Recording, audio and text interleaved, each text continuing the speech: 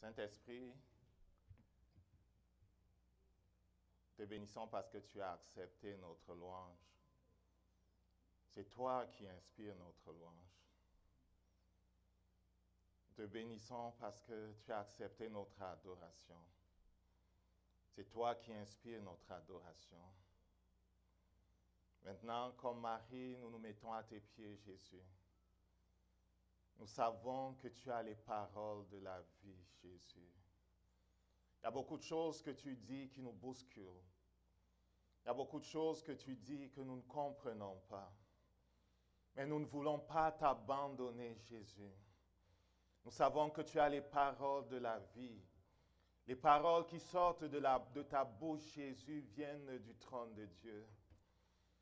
Et notre âme a soif de ces paroles. En fait, les paroles qui sortent de ta bouche, Jésus, sont notre nourriture. Et tous ceux qui se sont approchés de toi, Seigneur, ont vu leur cœur brûler lorsque tu leur as exposé les Écritures. Puisse nos cœurs ce matin brûler, Seigneur, alors que ton Esprit nous expose les Écritures. Et le privilège qui est le nôtre, nous qui sommes l'Église des derniers temps, qui avons reçu mandat de représenter le Roi des rois, le Seigneur des seigneurs, nous qui avons reçu mandat de manipuler avec efficacité l'épée de l'Esprit. Merci parce que tu es vivant, que tes anges prennent position dans ce lieu et que ton nom soit béni. Même pour nos enfants, nous crions, Seigneur, que ta parole proclamée ait un sens dans leur cœur. C'est que tu n'as pas planté dans leur cœur soit arraché, Seigneur, et que ton esprit règne. Nous te bénissons parce que tu es vivant, Jésus. Amen.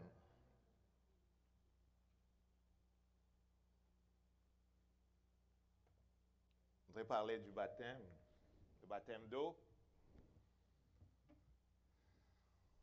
Il y a comme un petit mélange. Je pensais qu'on aurait une présentation ce matin de bébé.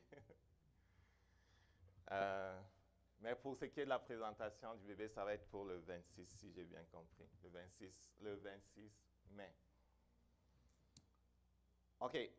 Le thème, cette année, on rappelle toujours, on aime à rappeler, c'est... C'est quoi le thème? Quelqu'un veut m'aider?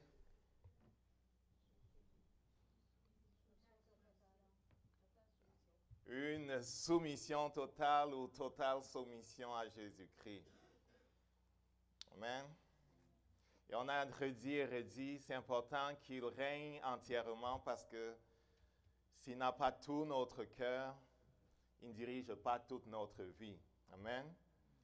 Et on se rappelle ce verset qui nous est cher dans Matthieu chapitre 28, verset 19, où il envoie ses disciples en leur disant d'aller par tout le monde, de faire des disciples, de les baptiser au nom du Père et du Fils et du Saint-Esprit.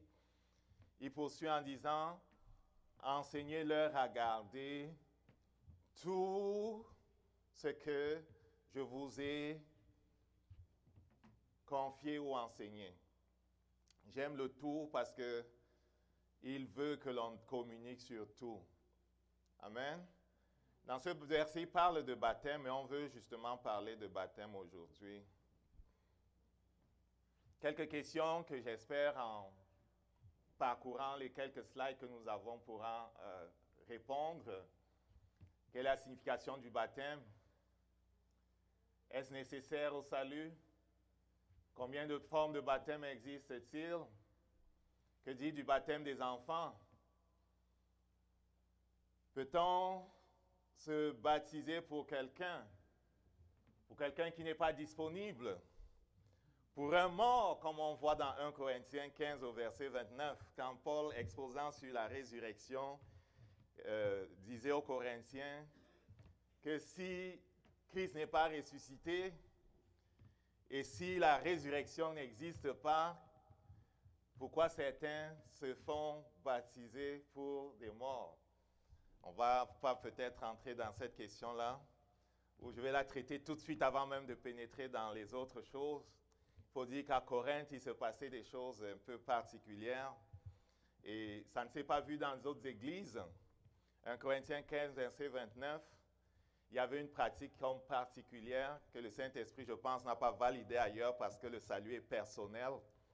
Et donc, lorsque quelqu'un avait comme cru en Jésus et qu'il était prêt d'être baptisé, mais qu'il était décédé, par procuration, quelqu'un se faisait baptiser à sa place à l'église de Corinthe. Et cela s'est poursuivi peut-être jusqu'à dans les années 200. Dans la ville de Corinthe, je ne suis pas sûr que c'est une pratique qui était validée parce que les autres écritures de la parole n'en parlent pas vraiment. Mais comme on voit que dans la parole de Dieu, il est question de l'engagement envers Dieu de façon personnelle et non jamais par procuration, c'est une pratique qui, je pense qu'on la met de côté, tu comprends? Bon, ce n'est pas mon point central aujourd'hui. Je voulais simplement dire qu'il y a quelque chose d'un peu bizarre à propos de ce verset-là. En ce qui concerne le terme baptême, le nom baptême dans le Nouveau Testament, il faut dire que cela vient du grec. Cela vient du grec et le mot grec d'où il a été pris, c'est baptisma. Le suffixe ma permet de mettre l'emphase sur le fait que c'est un résultat.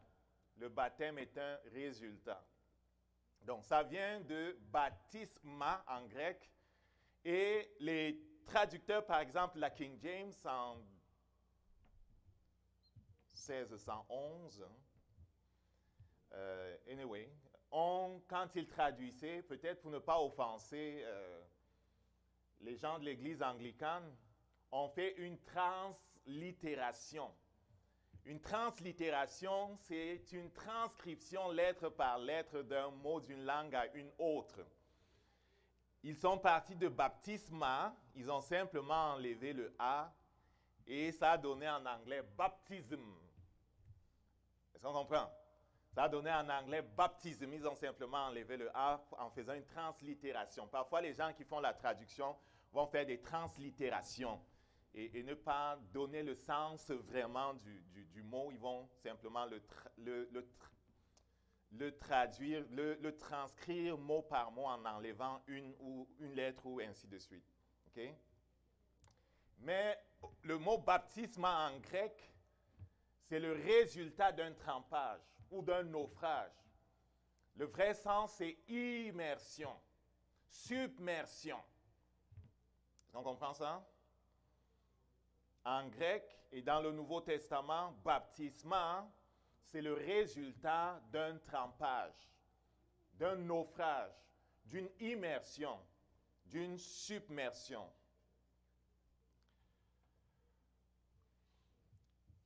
Baptisma, c'est le nom. Le verbe, c'est baptizo. En grec aussi, bien évidemment, il veut dire submerger, immerger. C'est bon jusque-là? Dans le Nouveau Testament, il y a plusieurs baptêmes. On fait référence à plusieurs baptêmes. Jésus disait, il y a un baptême que j'ai à prendre et il me tarde que je l'ai déjà pris, n'est-ce pas? Jésus disait ça quelque part. Quand Jean et André sont venus avec leur maman dit que s'il te plaît, on veut te demander quelque chose, permets-nous d'être assis l'un à la droite et l'autre à la gauche lorsque tu seras dans ta gloire. Il a dit, pouvez-vous boire la coupe que j'ai à boire?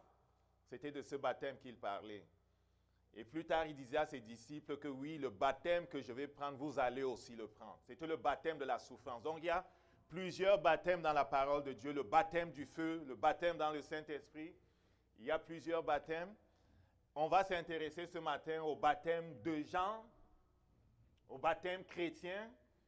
Et peut-être on va parler un peu du baptême dans le Saint-Esprit s'il y a de temps. Ou bien on en parlera une autre fois. Pour tous les baptêmes qui sont dans la parole, on comprendra que le terme grec baptizo, le verbe, ou bien baptisma, pour ce qui est du nom, traduisent l'immersion. OK? Amen. outre le sens de l'immersion, il y a un autre sens qui est contenu dans cette pratique-là, que ce soit pour celui de Jean, celui des chrétiens ou du Saint-Esprit, ou même celui que l'on voit comme imagé dans l'Ancien Testament. Il y a deux images dans l'Ancien Testament qui préfigurent le baptême. Chacune de ces images-là ou de ces rites-là comprennent l'immersion et aussi une transition.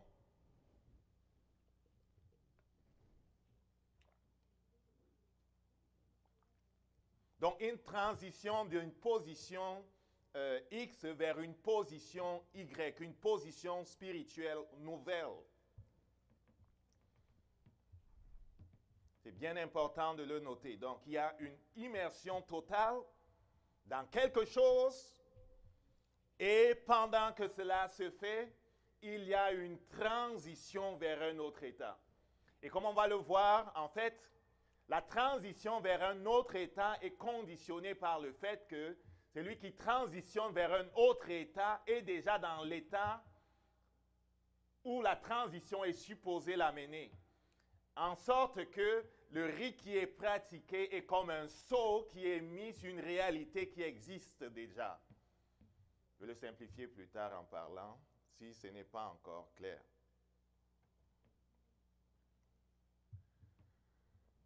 Dans 1 Corinthiens au chapitre 10,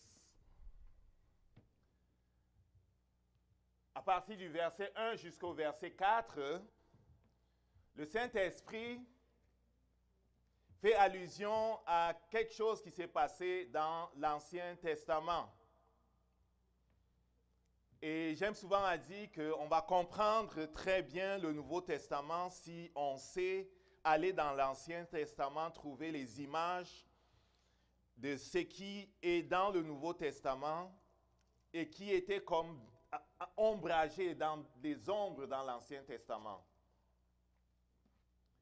1 Corinthiens 10, partons à partir du verset 1 jusqu'à 4. Le Saint-Esprit dit, « Frères, je ne veux pas que vous ignoriez que nos pères ont tous été sous la nuée, qu'ils ont tous passé au travers de la mer, qu'ils ont tous été baptisés en Moïse dans la nuée et dans la mer. » Pour ceux qui ont les yeux pour voir, comme aime à dire notre Seigneur, il y a ici l'image non seulement du baptême d'eau, parce qu'il passe dans la mer, il y a aussi l'image du baptême dans le Saint-Esprit parce qu'ils sont sous la nuée. Et ces deux expériences qui sont comme l'une consécutive à l'autre dans le Nouveau Testament et que l'on voit à plusieurs endroits, parfois inversés, comme dans la maison du centurion qui avait fait venir Pierre. Mais quand même, ces deux expériences et deux cachets que le Seigneur tient à mettre sur ceux qui aspirent à marcher avec lui. Et c'était déjà visible dans l'Ancien Testament, justement, le Saint-Esprit nous dit. Une autre chose qui est intéressante à noter qu'on voit dans le Nouveau Testament, c'est que même dans l'Ancien, lorsqu'on parle de baptême, on est baptisé en quelqu'un. Il y a comme quelqu'un qui est celui en qui on est baptisé. On est baptisé en Moïse, on est baptisé en Jésus. Vous comprenez? Il y a quelqu'un en qui on est baptisé. On va expliquer ça tantôt. Et ça, c'est en rapport avec la transition dont on a parlé. Donc, pour ce qui est de ceux qui étaient sortis de l'Égypte,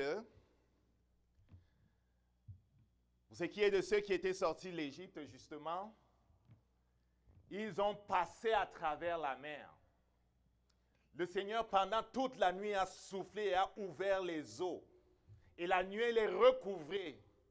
Et ils ont passé à travers la mer. Le Saint-Esprit, plus tard, disait que c'est par la foi, dans Hébreux chapitre 11, c'est sûr qu'il parle de l'arche de Noé à ce moment-là. Il dit c'est par la foi que Noé et sa famille ont échappé au jugement de Dieu. Il parle de ça comme une image du baptême. Et je pense aussi que c'est par la foi que ces gens-ci ont dû entrer dans les eaux, mon ami. Que les eaux soient comme une muraille d'un côté et de l'autre et te dépassent peut-être de 30 pieds. Et tu entres dedans pour marcher, il faut que tu sois un peu zinzin. Parce que tu te demandes à quel moment ça va revenir. Si tu n'as pas la foi, tu ne vas pas passer entre des murs d'eau et qui grouillent, qui grondent pendant que tu passes. Et tu comprends? Donc, il a fallu qu'ils aient la foi pour passer dans cette place-là. Amen. C'est l'image du baptême, nous dit le Saint-Esprit. Et ils étaient baptisés en Moïse. Donc, ils étaient sous la nuée, ça représente le Saint-Esprit. Ils étaient dans la mer et ils venaient d'où? Ils venaient de l'esclavage pendant la nuit, cette première nuit de Pâques. Ils avaient été libérés de l'oppression. Ils étaient un peuple libre. Au moment où ils entraient dans les eaux, ils étaient un peuple libre. C'est vrai que Pharaon était à leur trousse, mais quand même, ils étaient libres déjà. Hein? Il y avait un certain passé, ils venaient de l'Égypte, ils étaient libres, mais ils transitionnaient pour entrer dans la liberté. Et on dit qu'ils sont baptisés en Moïse, ils transitionnaient pour aller dans Moïse, qui lui était libre et qui lui était leur leader, et qui lui connaissait Dieu et qui lui était celui qui allait inaugurer la nouvelle alliance. Donc il y a une transition qui se faisait à ce moment-là quand ils traversaient la mer. Et après, Moïse était leur leader, et jusqu'à ce que Jésus vienne, les Israélites ne juraient que par Moïse. Nous savons que Dieu a parlé à travers Moïse, mais toi là, on ne sait même pas d'où est-ce que tu viens. Donc Moïse était leur leader, Moïse était leur référence, Moïse était comme celui qui parlait à Dieu et leur parlait. Moïse était leur lien à Dieu. On va voir ça dans tous les baptêmes. C'est lui en qui on est baptisé et notre lien avec la nouvelle réalité. Et il est dans la réalité dans laquelle on est baptisé. On est baptisé en Jésus. Jésus est dans une réalité dans laquelle on est transféré. Mais avant d'être transféré dans cette réalité, on est déjà dans la réalité, en sorte que le baptême est comme un sceau. Ce n'est pas le baptême qui fait la réalité, le baptême est un sceau.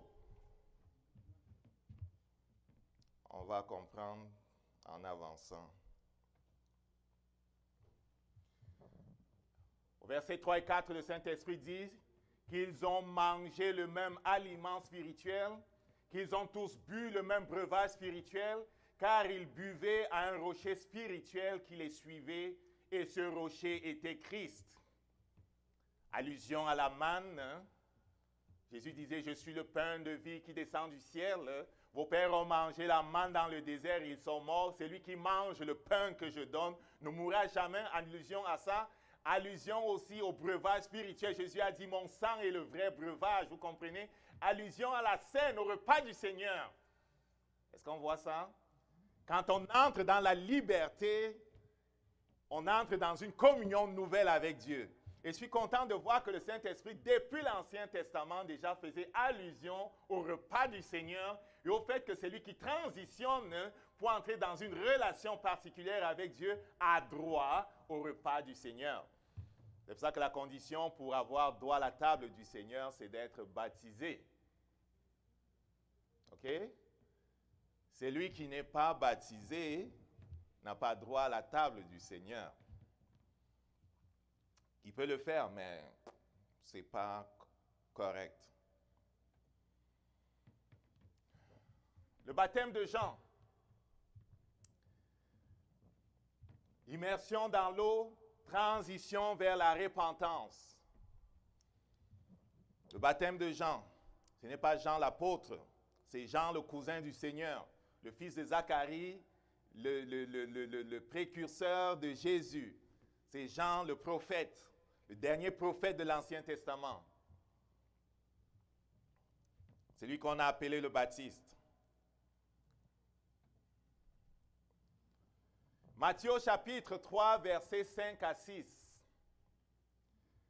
Les habitants de Jérusalem, de toute la Judée et de tout le pays des environs du Jourdain se rendirent auprès de lui, Jean-Baptiste, Et confessant leurs péchés, ils se faisaient baptiser par lui dans le fleuve du Jourdain. Un peu plus haut, le Saint-Esprit dit, « En ce temps-là, parut Jean-Baptiste prêchant dans le désert de Judée. Il disait, « Répentez-vous, car le royaume de Dieu est proche. » Jean est celui qui a été annoncé par Ésaïe le prophète lorsqu'il dit, « C'est la voix de celui qui crie dans le désert, préparez le chemin du Seigneur, aplanissez ses sentiers. » Jean avait un vêtement de poil de chameau et une ceinture de cuir.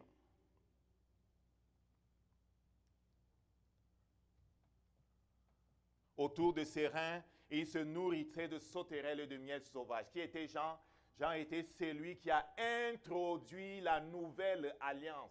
Jean était celui qui a été la transition entre l'ancienne alliance et la nouvelle alliance. Et Jean disait au peuple, répentez-vous et soyez dans une position d'être à même de recevoir le Messie qui vient.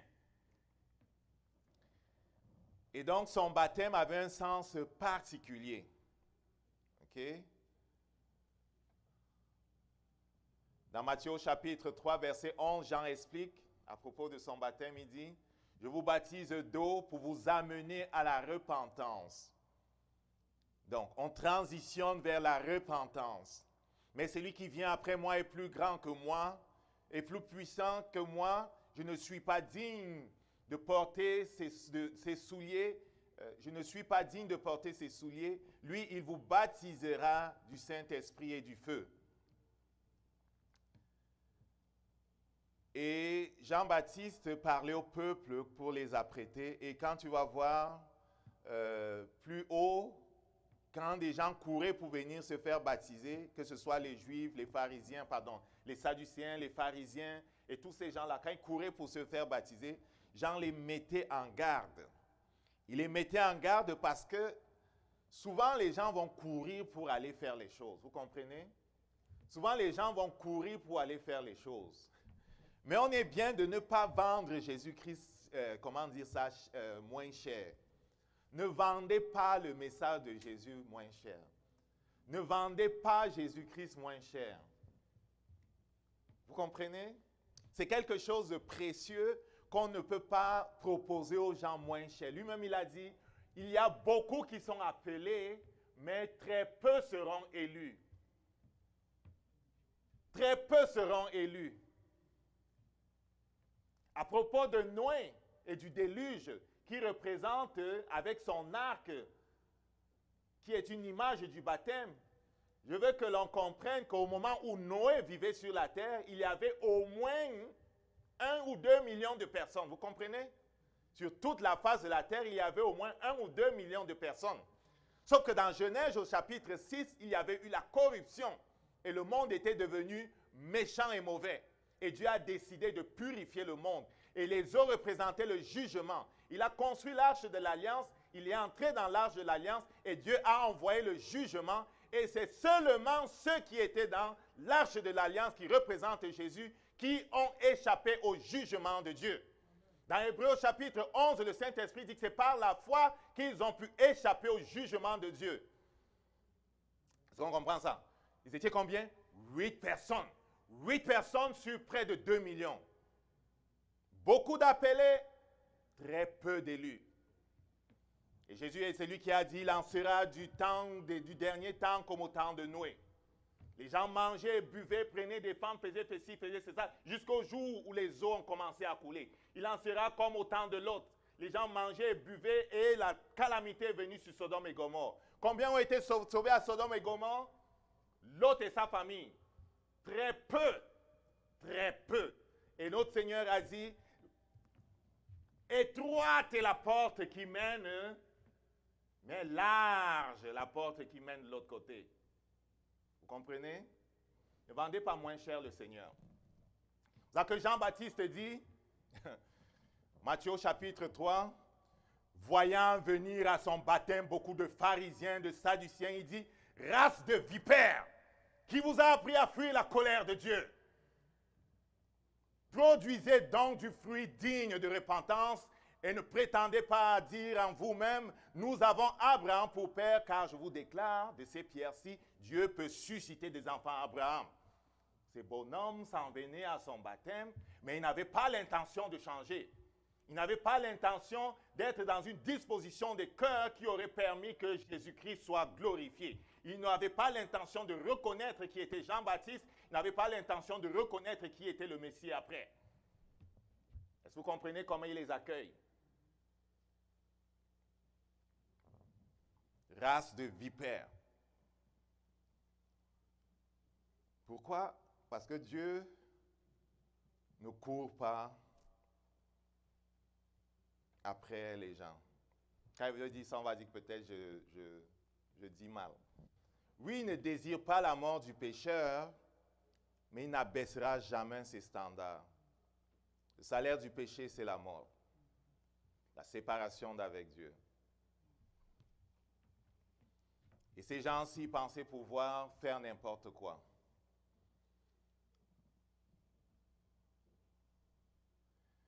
On va aller un peu vite. À propos du baptême de Jean, donc, le peuple qui venait appartenait à l'ancienne alliance. Ils transitionnaient vers la repentance. Ils étaient immergés dans le fleuve du Jourdain. En quelque part, il est dit à Béthanie, au-delà du Jourdain. Et plus loin, il est aussi dit que Jean baptisait à une autre place. J'ai oublié encore le nom, parce qu'il y avait beaucoup d'eau.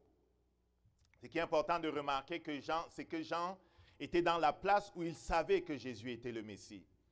Parce que Dieu lui avait dit, c'est lui sur qui tu verras l'Esprit descendre sous forme d'une colombe, c'est celui qui baptise de feu, c'est celui qui est le choisi loin de Dieu. Et Dieu qui lui avait commandé de baptiser, l'avait déjà placé dans la position où il reconnaissait qui était Jésus, et il acceptait le message de Jésus. Et le peuple devait transitionner par le baptême de Jean dans la position spirituelle où Jean se trouvait, à savoir, je suis prêt à recevoir Jésus comme le Messie, je suis prêt à recevoir son message à propos du royaume de Dieu, je suis prêt à reconnaître qui il est, j'ai changé de position. J'ai changé de position, c'était ça. Mais le changement de position, ça se passait ici. C'est pour ça que les gens, avant d'entrer dans les eaux, se confessaient publiquement. Les gens se confessaient publiquement avant d'entrer dans les eaux. Amen. Les conditions du baptême de Jean. OK. Je vais aller vite. Les conditions du baptême de Jean. Jean a prêché. Jean prêchait. Donc, il fallait écouter la prédication de Jean. Il fallait accepter son message à propos de la repentance et à propos du Messie qui allait venir. Il fallait se repentir et produire du fruit digne de repentance. Et il fallait la présence de beaucoup d'eau afin d'être trempé. Amen. Donc, qu'est-ce qui se passait avec Jean? Il baptisait des gens qui étaient repentis. Jean baptisait des gens qui étaient repentis. Il les amenait à la repentance. Il mettait un cachet sur leur repentance. Il mettait un sceau sur leur repentance. Ce n'est pas le baptême qui produisait la repentance. Le baptême était un rituel pour mettre un cachet sur la repentance que la personne avait faite et se trouvait déjà dans la position de repentance et le cachet était posé sur lui. C'est très important de comprendre ça, les amis. Parce qu'on s'est retrouvé une fois dans une église au Cameroun, dans le cadre d'un camp, et on posait la question au pasteur, combien sont nés de nouveau à peu près, bon, on était un peu zélés, nous, là, combien sont nés de nouveau dans l'église? Et lui de nous dire que, il y a tel nombre de baptisés, donc c'est toutes les baptisés sont nés de nouveau. Et nous, on n'était pas d'accord. OK? Toutes quand il dit baptisé, on va se mélanger. Tous ceux qui ont reçu le sacrement de baptême, si tu veux, le rite de baptême, sont nés de nouveau. Mais nous, on n'était pas d'accord. OK? Est-ce qu'on comprend quand je dis ça là? Ils s'étaient repentis publiquement, et parce qu'ils s'étaient repentis publiquement et que Jean était convaincu de leur sérieux, alors il mettait un sceau à leur état de repentant pour les amener dans la repentance, ok? Mais ils étaient déjà dans la repentance. Ils mettaient un saut à leur repentance pour les amener dans cette position spirituellement, pour mettre un cachet là-dessus. On va faire vite. Le baptême chrétien, immersion dans l'eau, transition vers Jésus-Christ. Jésus-Christ inaugure le baptême chrétien.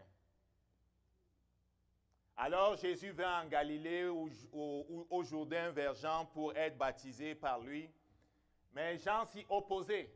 Matthieu chapitre 3, versets 13 à 15. Jean s'y opposait en disant, « C'est moi qui ai besoin d'être baptisé par toi et tu viens à moi? » Jésus lui répondit, « Laisse faire maintenant, car il est convenable que nous accomplissions ainsi tout ce qui est juste. » Et Jean ne lui résista plus. Qu'est-ce que le texte nous dit? Le texte nous dit que Jésus est allé vers Jean-Baptiste pour être immergé comme les autres. OK? Mais quand on regarde les conditions du baptême de Jean, on se rend bien compte, quand on connaît ce que le Saint-Esprit dit à propos de Jésus, que Jésus n'a pas été baptisé du baptême de Jean. Quelqu'un peut me dire pourquoi? Quelle est la condition que Jésus ne remplit pas ici? Voilà, Jésus n'avait pas à se repentir. Il a été tenté en tout point de vue comme nous, mais il n'a pas péché. Il était saint. Écoute bien ce que l'ange dit à Marie. Il est le saint qui vient d'en haut. Vous comprenez quand il parle à Marie, Gabriel au chapitre 1 de Luc, il est saint et il est venu d'en haut. Il n'a pas péché. Il n'a jamais péché. Et pendant qu'il a marché sur la terre, bien qu'il ait été tenté comme nous, il n'a jamais péché. Donc quand il s'en va trouver Jean, et que Jean lui-même est confus, Jean est confus parce que justement il sait que c'est le Saint de Dieu, mon ami. C'est le Saint de Dieu, il n'a pas à se repentir. Qu'est-ce que tu viens faire ici? Il dit, écoute mon ami, laisse ça d'abord. Il faut qu'on fasse tout ce qui est juste. Tu vas comprendre après. Mais le baptême qu'il a fait avec Jean-Baptiste n'était pas un baptême comme celui de Jean-Baptiste. Il n'était pas en train d'être baptisé en Jean-Baptiste, mais inaugurer le baptême chrétien. Je vais te dire pourquoi. Parce que Jésus-Christ n'avait pas à se repentir. Quand on va exposer tantôt les conditions du baptême chrétien, tu vas voir que Jésus inaugurait le baptême chrétien. Voilà ce que j'ai cité au début. Matthieu 28, verset 19. « Allez, faites de toutes les nations des disciples, les baptisant au nom du Père, du Fils et du Saint-Esprit. » OK?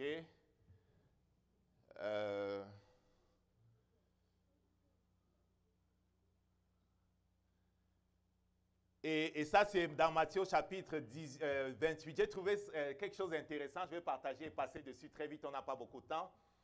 Les disciples de Jésus baptisés avant l'envoi de Matthieu chapitre 28. Les disciples de Jésus baptisaient déjà des gens. Tout comme Jean-Baptiste et ses disciples baptisaient des gens. Les disciples de Jésus baptisaient aussi. Jean au chapitre 3, verset 22. Après cela, Jésus, accompagné de ses disciples, se rendit dans la terre de Judée, et là, il demeurait avec eux, et il baptisait, nous dit le Saint-Esprit. Au verset 26, le Saint-Esprit poursuit en disant, « Il vint trouver Jean et lui dit, « Rabbi, c'est lui qui était avec toi au-delà du Jourdain, et à qui tu as rendu témoignage, voici il baptise, et tous vont à lui. » Et tous vont à lui. Le Saint-Esprit poursuit plus loin, Jean au chapitre 4, versets 1 à 2. Le Seigneur sut que les pharisiens avaient appris qu'il faisait et baptisait plus de disciples que Jean.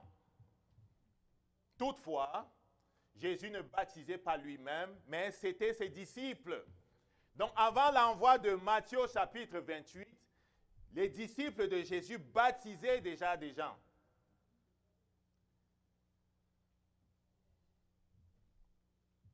Voici ce que je suggère à propos de cela, parce qu'il n'était pas encore allé à la croix. Je suggère à propos de cela que, de la même façon que Jean-Baptiste était un rabbi qui avait des disciples, et que quand les disciples recevaient son message, ils étaient baptisés en Jean, les disciples de Jésus qui suivaient Jésus comme un autre rabbi, mais le rabbi de la nouvelle dispensation, baptisaient les gens au nom de Jésus. C'est ma suggestion. Parce que chaque maître avec ses disciples baptisait les gens qui recevaient leur enseignement. Et donc les Marthes et tous ces gens qui avaient suivi Jésus, lorsqu'ils avaient reçu ces enseignements, les 72 disciples dont on parle à quelque part, ou tous ceux qui l'ont suivi, et ceux qui se sont offusqués même et qui sont repartis peut-être lorsqu'il parlait du pain, de son corps et tout ça dans Jean au chapitre 6, ce sont des gens qui, parce qu'on les appelait disciples, avaient entendu son enseignement et avaient été baptisés par ses disciples en Jésus. Comme les disciples de Jean baptisaient les gens en Jean-Baptiste ou pour le compte de Jean, parce qu'ils avaient accepté l'enseignement de Jean. Et donc les disciples de Jésus baptisaient les gens qui acceptaient l'enseignement de Jésus à propos du royaume de Dieu, avant que Jésus ne les commissionne. Je n'ai pas creusé pour savoir, est-ce que quand il dit baptisez-les au nom du Père, du Fils et du Saint-Esprit, plus tard ces gens-là, on a dit revenez tout le monde ici, on va faire au nom du Père, du Fils et du Saint-Esprit. C'est que c'est un débat là-dedans. Parfois vous allez tomber sur des gens qui vont dire, est-ce que tu as été baptisé au nom de Jésus ou bien tu as été baptisé au nom du Père, du Fils et du Saint-Esprit? Là, pour ceux qui me connaissent, je vais dire au nom du Père, du Fils et du Saint-Esprit. Je te baptise au nom de Jésus. Comme ça, si les gens veulent t'embrouiller, j'ai fait les deux. Anyway, c'est intéressant, n'est-ce pas? C'est intéressant, n'est-ce pas, de voir que les disciples de Jésus baptisaient déjà avant la croix. Mais ils baptisaient en Jésus pour tous ceux qui avaient reçu l'enseignement de Jésus. Ça, c'est tout en passant. On est ici à une école. On dit des choses pour nous pousser à chercher. J'ai déjà parlé de la figure du baptême dont le Saint-Esprit parle ici, quand il parle des eaux du déluge qui représentent le jugement. Les eaux du déluge représentent le jugement. Et Noé et sa famille échappent à ce jugement-là à cause de ce que l'arc qu'ils ont construit sous le commandement de Dieu est la représentation de Jésus-Christ. Et c'est Dieu qui a commandé la construction de l'arche, et l'arche représente Jésus-Christ. Il faut être dans l'arche pour échapper au jugement de Dieu. Il faut être dans Jésus-Christ pour échapper au jugement de Dieu qui vient aussi sur le monde. Amen. Ça, c'est tout ce qu'on peut dire à propos de ce parallèle que l'on trouve dans 1 Pierre 3, 1 Pierre 3 versets 18 à 20. Je ne veux pas perdre plus de temps là-dessus. Galates 3, verset 27. Sur la signification du baptême chrétien, le Saint-Esprit dit, « Vous tous qui avez été baptisés en Christ, vous avez revêtu Christ. » Vous tous qui avez été baptisés en Christ, vous avez revêtu Christ. Donc, un sens du baptême chrétien, c'est que lorsqu'on est baptisé en Christ et qu'on est placé par le Saint-Esprit en Christ, on revêt Christ. Spirituellement, on revêt Christ. Mais comme on va le voir, on le revêt avant le baptême. De la même façon que les gens se repentaient avant que Jean ne les plonge dans l'eau, de la même façon que les gens devaient accepter le message de Jésus avant que ses disciples ne les baptisent, de la même façon, il faut que quelqu'un ait reçu Jésus-Christ avant qu'on le plonge dans l'eau. C'est le même principe, cela ne varie pas, cela ne change pas.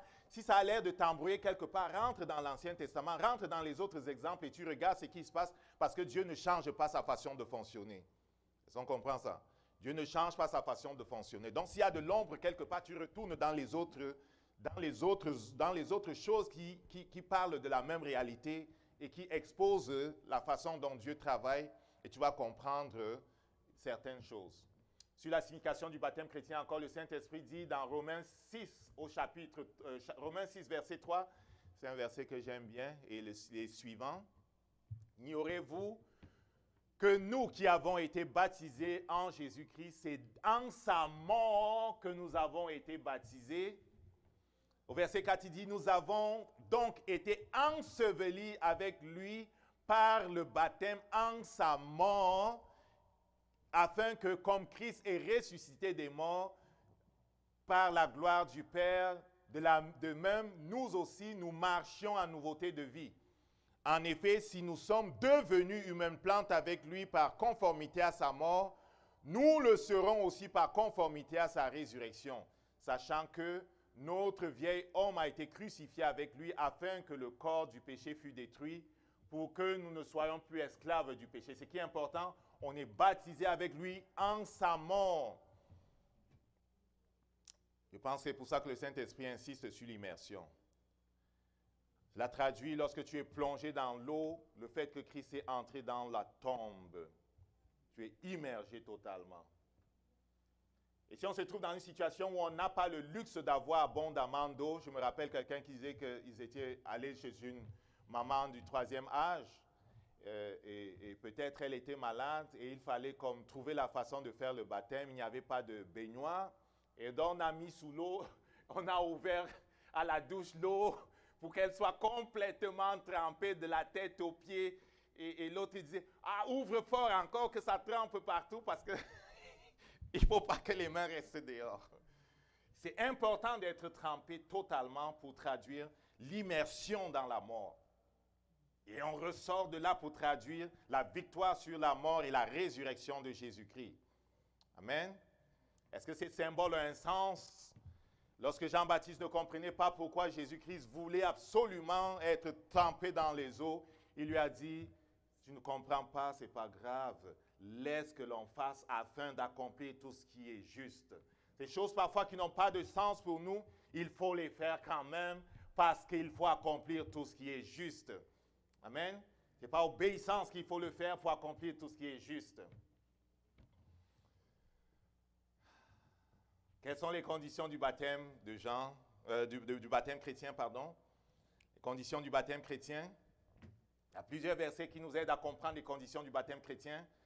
Marc au chapitre 16, versets 15 à 16. Puis il leur dit, allez par tout le monde et prêchez la bonne nouvelle à toute la création. C'est lui qui croira. Quelqu'un dit avec moi, c'est lui qui croira. C'est lui qui croira. C'est lui qui croira et qui sera baptisé sera sauvé. Mais celui qui ne croira pas sera condamné. S'appuyant sur ce verset, un prédicateur de la parole que j'aime bien, et je pense qu'il a raison, dit qu'il n'y a pas il n'y a pas d'assurance de salut scripturaire si ces deux conditions ne sont pas vérifiées.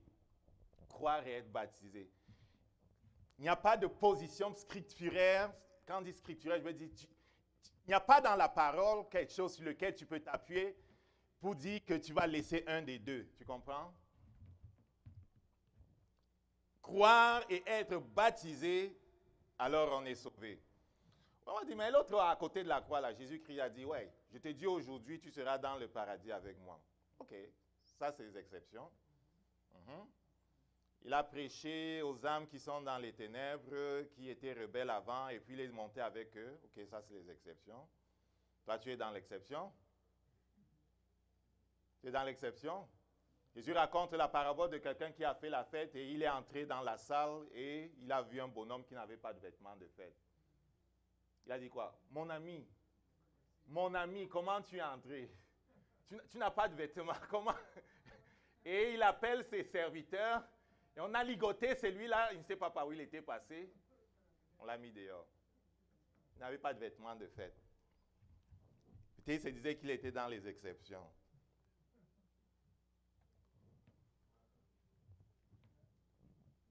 Philippe, acte au chapitre 8, versets 12 à 13. Mais quand ils eurent cru à Philippe, Philippe c'était le disciple merveilleux que l'on voit prêcher dans la Samarie. Quand ils eurent cru à Philippe qui leur annonçait la bonne nouvelle du royaume de Dieu et du nom de Jésus-Christ, hommes et femmes se firent baptiser. Simon lui-même, ce magicien-là, crut et après avoir été baptisé, il ne quitta plus Philippe et il voyait avec étonnement les miracles et les grands prodiges qu'il opérait.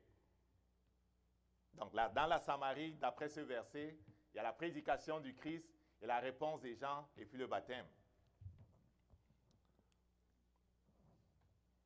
Dans Actes au chapitre 8 au verset 12, comme il conduisait, c'est Philippe toujours avec l'eunuque, Philippe plus loin avec l'eunuque, comme ils continuaient leur chemin, ils rencontrèrent de l'eau et l'eunuque dit, voici de l'eau, qu'est-ce qui empêche que je sois baptisé? Il faut dire en passant que l'eunuque lisait les textes d'Ésaïe et puis Philippe, conduit par le Saint-Esprit, est allé vers lui, il est monté dans son char, il lui a expliqué le texte d'Isaïe, il lui a expliqué Jésus, il lui a expliqué les choses. Il lui a tellement bien expliqué les choses et la liaison du baptême avec l'acceptation du message de Jésus que quand l'eunuque voit l'eau, il dit, mais mon ami, voici l'eau, qu'est-ce qui empêche que je sois baptisé? Philippe de lui répondre au verset 37, si tu crois de tout ton cœur, cela est possible. L'eunuque dit, je crois que Jésus est le Christ. Je crois que Jésus-Christ est le Fils de Dieu. OK? Quand je combine ces deux versets-là, les conditions du baptême chrétien seraient écouter la prédication du royaume de Dieu, la prédication de la croix, la prédication de Jésus-Christ, être touché dans son cœur, acte 2, ils eurent le cœur vivement touché, la prédication de Pierre, ils eurent le cœur vivement touché, être touché dans son cœur. Et ils diront, frère, que ferons-nous? Il dit, repentez-vous. Donc, écoutez la prédication de la croix, avoir le cœur vivement touché, se repentir. Philippe ajoute à l'eunuque, si tu crois qu'il est le Fils, je vais ajouter, croire que Jésus est le Fils de Dieu, le Messie. Et je vais compléter avec 1 Pierre 3 qui parle d'engagement d'une bonne conscience et la présence de l'eau. Donc, écoutez la prédication du royaume de Dieu, être touché dans son cœur, se repentir, croire que Jésus est le Fils de Dieu et le Messie, et la présence de beaucoup d'eau. Pourquoi? Parce que mon ami, on va t'immerger. Et donc, pour ce qui est de Jésus-Christ, c'est un croyant qui vient du monde, c'est un croyant qui passe dans les eaux du baptême. Amen.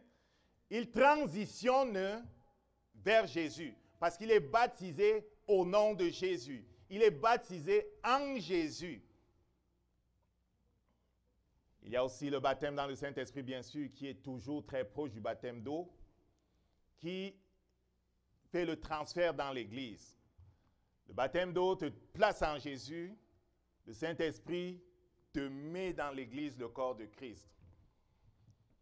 Jésus-Christ est le lien avec Dieu. C'est lui qui inaugure la nouvelle alliance. C'est lui qui nous révèle Dieu. Il y a un parallèle entre ce qui s'est passé dans l'Ancien Testament et le Nouveau Testament, ok? Rapidement, pour finir, quelques petites questions. Eu égard à ce que l'on a dit à propos du baptême d'eau chrétien, là, un bébé peut-il remplir les conditions? Je vais rappeler les conditions. Écouter la prédication du royaume de Dieu, être vivement touché dans son cœur, se repentir, croire que Jésus-Christ est le Fils de Dieu, l'engagement d'une bonne conscience, c'est quelqu'un qui comprend ce qui se passe, et la présence de beaucoup d'eau. Est-ce qu'il y a une condition là qu'un bébé peut remplir ou pas? Oublie ça, le bébé ne peut pas remplir la condition numéro 1, il ne peut pas écouter. 2, il ne peut pas être touché dans son cœur. 3, il ne peut pas se repentir. Il ne comprend pas ce qui se passe. Bon, d'autres ont dit les parrains vont le faire pour lui. En plus, this is a sprinkling. You are not immersing the guy. Bon, ça c'est tout sauf ce que Dieu a dit. Est-ce qu'on est d'accord avec ça? Si d'aventure tu as fait ça avec ton bébé ou si toi-même on t'a fait ça, cherche à être immergé. Pourquoi? Afin d'accomplir tout ce qui est juste. Une minute, c'est le témoignage d'une sœur, je ne sais pas si elle était du Congo, elle était un jour enlevée dans son église par des anges arrivés au ciel. Les anges qui étaient à la porte disent à d'autres anges, je trouve ça un peu curieux, que mais vous n'avez pas apporté la bonne personne. Ils se mettent à discuter avec les anges qui étaient allés la chercher. C'était plutôt telle sœur que vous deviez apporter, ce n'était pas celle-ci. Les autres disent, non, on a bien suivi les instructions, le Seigneur a dit que c'était celle-ci. Après, les anges qui sont à la porte disent, ils appellent à l'intérieur, et on dit, on ne peut pas faire entrer celle-ci. Les gens l'appellent une incroyante. Elle dit, comment on m'appelle incroyante? Elle dit que, mais tu nous amènes quelqu'un qui n'est pas baptisé. Elle dit que, mais j'étais baptisé dans telle ville. On amène un autre ange qui vient avec le livre des baptêmes. Tu étais baptisé où? Elle dit dans telle ville, cherche dans telle ville. Il ouvre les pages de ceux qui sont dans telle ville. On ne trouve pas son nom. Il dit que, regarde dans telle ville, j'avais voyagé, il a laissé ma carte de baptême dans telle ville. Il ouvre dans telle ville encore, il ne trouve pas son nom. Elle dit que, mais c'est comment? Il dit que non, il faut te baptiser par immersion. Ça, c'est pour rire. C'est un témoignage de quelqu'un, ça vaut ce que ça vaut. Voici d'autres chrétiens immergent totalement les enfants. Les orthodoxes immergent les enfants. Les juifs vont immerger l'enfant jusqu'à même 3-4 fois. C'est comme si l'enfant, on va le tuer seulement. On plonge, on sort, on plonge, on sort, on plonge, on sort. Mais ça ne respecte pas les conditions. Pourquoi? Parce que le pauvre ne comprend pas pourquoi on veut le tuer avec de l'eau. Il ne comprend pas ce qui se passe. On peut même le rendre fou. Traumatisé, il va voir de l'eau, il va fuir après. Il ne remplit pas les conditions. Ne faites pas ça, les amis. Ne faites pas ça. Ici aussi, je vois quelqu'un qui ramène des enfants, je ne sais pas si c'est 5 ans, 6 ans, pour les baptiser par immersion. Ma question, c'est quel est l'âge, à quel âge on peut donner le baptême chrétien? Hein? Puisque c'est l'engagement d'une bonne conscience, c'est l'âge de la raison. Dans le Nouveau Testament, c'était des adultes. C'était des adultes. Donc, on ne doit pas se presser si les gens n'ont pas compris. On ne doit pas se presser. Amen. On ne doit pas se presser. Pour moi, quelqu'un qui ne comprend pas, même s'il a 30 ans, je ne vais pas courir pour le baptiser. Amen. Il faut que les gens comprennent. Il faut que l'on ait prêché la parole du royaume de Dieu. Il faut qu'ils aient eu le cœur vivement touché et qu'ils aient produit des œuvres de repentance. Il faut que ce soit repenti. Il faut qu'ils croient que Jésus-Christ est le Messie. Il faut qu'ils s'engagent en connaissance de cause.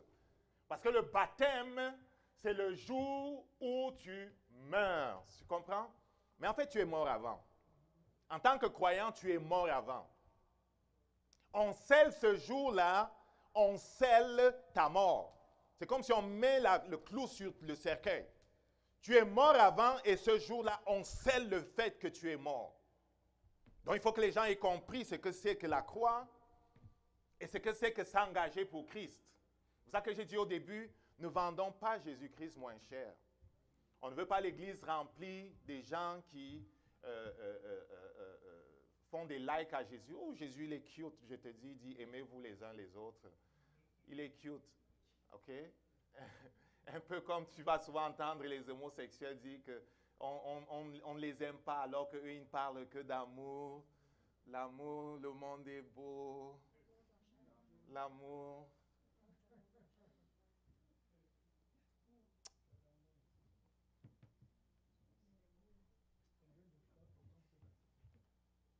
Combien de fois peut-on se baptiser? Amen?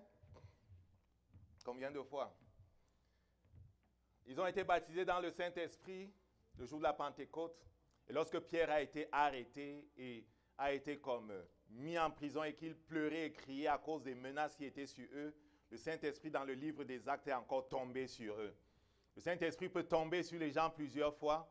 Si quelqu'un s'en va à Jérusalem en visite et il trouve que l'eau est beau, il dit « Voici où Jésus a été baptisé. S'il vous plaît, baptisez-moi encore. » OK, si ça le tente, faites-le. Moi, ça ne me dérange pas. Un peu comme quelqu'un dit « Prie avec l'huile. » Vous me voyez avec l'huile ici beaucoup? Non. Quelqu'un va dire « Apporte l'huile, verse l'huile, verse l'huile. » Si ça te tente, on va te baptiser 3 fois. Mais il faut être sérieux quand même, parce qu'il y en a qui disent se baptisent après, ils vont encore vivre comme le diable, après il vient dire qu'ils se baptisent, après ils vont vivre comme le diable. On ne veut pas de ça. Amen. On ne veut pas de ça. On veut des gens sérieux. Jésus veut des gens sérieux. Père, nous te bénissons parce que tu es vivant. Nous te soumettons toutes ces choses. Il était question pour nous, Seigneur, de regarder ces choses merveilleuses que tu as mises dans ta parole pour nous, afin que nous connaissions la vérité. C'est beau de voir que à travers ce qui s'est passé avec Noé, il y avait déjà l'image du baptême. À travers ce qui s'est passé dans la traversée de la mer Rouge, il y avait déjà l'image du baptême et même des baptêmes d'eau et du Saint-Esprit. Il est merveilleux de voir comment dans le Nouveau Testament tu as conduit ton Église et tu as bien fait la différenciation entre le baptême de Jean et le baptême chrétien. Te bénissons parce que tu nous montres qu'il est important que l'on écoute ta parole, Seigneur, et que l'on soit converti et que l'on comprenne qu'on doit mourir à nous-mêmes et que le baptême, Seigneur, est le sceau que l'Église pose sur un état qui existe déjà, le fait qu'on est mort et qu'on est croyant. Seigneur, nous te bénissons parce que tu donnes aux uns et aux autres de comprendre ces choses et de faire ce qu'il convient. Nous prions pour tous ceux qui n'ont pas encore été immergés ici ou ailleurs, qui nous écoutent. Nous prions, Seigneur, pour la grâce de se soumettre simplement, parce qu'il convient de faire tout ce qui est juste. Nous te bénissons parce que tu es vivant. Gloire à toi, Seigneur. Amen. Le Seigneur te bénisse.